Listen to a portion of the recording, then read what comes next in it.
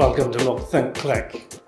In this vlog I'd like to talk to you about composition, something that's often considered to be bound by rules. Rule of thirds, diagonals, framing, leading lines, all manner of different rules, but it doesn't necessarily have to be like this.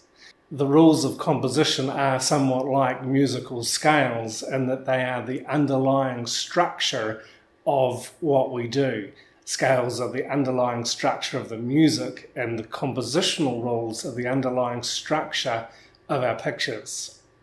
Knowing them will help you make stronger, more compelling photographs. Edward Weston was considered one of the most innovative American photographers of the 20th century, and I do like what he says about compositional rules. He said, now, consulting the rules of composition before you take a picture is a little like consulting the law of gravity before you take a walk. You know, there's probably not many of us that could remember learning the law of gravity before we learned to walk, but we certainly know it. We probably took a few falls in the process, but we learned it.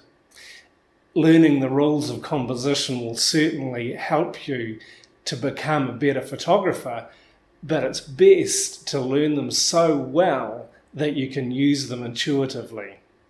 If you learn the compositional rules and apply them rigidly, you will find that your compositions are pretty static and boring.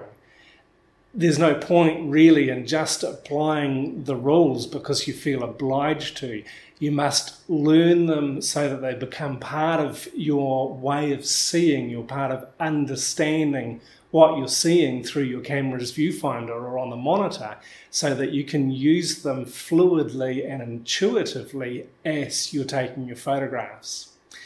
A lot of teachers, a lot of photography teachers will encourage you to learn the rules so that you can break them. I prefer to encourage my students and teach my students to learn the rules of composition and practice and practice and practice until they become second nature, until they become so much a part of you that you can use them without thinking about them. And if you learn the rules and practice them well, you will be a more creative photographer. Please do subscribe to our YouTube channel. We've got lots of great videos up there already, and there's more on the way.